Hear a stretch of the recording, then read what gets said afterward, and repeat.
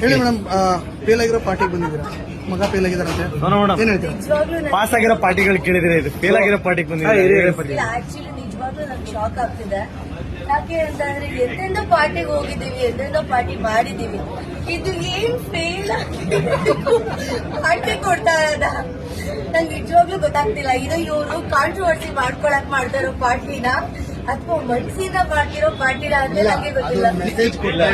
ನೀವೇ ಕೇಳ್ಬಿಡಿ. Message ಕೊಡೋಕ್ಕೋಸ್ಕರ fail ಆದ್ರೂ pass ಆದ್ರೂ ಒಂದ್ ನಿಮಿಷ ಕೇಳಿ. ಫೇಲ್ ಆದ್ರೆ ಎಲ್ಲಾರು ಮನೇಲೂ ಹೊಡಿತಾರೆ ಬಡಿತಾರೆ ಅಂತ ಹೋಗಿ ಎದುರ್ಕೊಂಡು ಮನೆಗೂ ಬರ್ದೆ ಮನೆ ಬಿಟ್ಟು ಹೋಗೋದು, ಸುಸೈಡ್ ಮಾಡ್ಕೊಳ್ಳೋದು, ನೇಣ ಹಾಕೊಳ್ಳೋದು ಮಾಡ್ತಾರೆ. ಯಾಕಂದ್ರೆ ಅಪ್ಪ ಅಮ್ಮಂದ್ರು ಅವ್ರನ್ನ ಓದಿ ಅಂತ ತುಂಬಾ ಹಿಂಸೆ ಕೊಡ್ತಾ ಇರ್ತಾರೆ, ಹೊಡಿಯೋದು ಬಿಡಿಯೋದು. ನನಗೂ ಹಂಗೆ ಹಿಂಸೆ ಕೊಟ್ಟಿದ್ರು, ಅದಕ್ಕೆ ನನ್ನ ಮಗು ನನ್ಗೆ ಸಾಕಬಾರ್ದು ಅಂತ ಅದಕ್ಕೆ ಫೇಲ್ ಆಗಿದೆ ಅಂತ ಬಂದು ಹೇಳೋದಕ್ಕೆ ಅವನೇ ಎದುರ್ಕೊಂಡು ಒದ್ದಾಡ್ಕೊಂಡು ಫಿಲಮೆಲ್ಲ ಅಂತ ಆಡ್ತಾ ಇದ್ದ.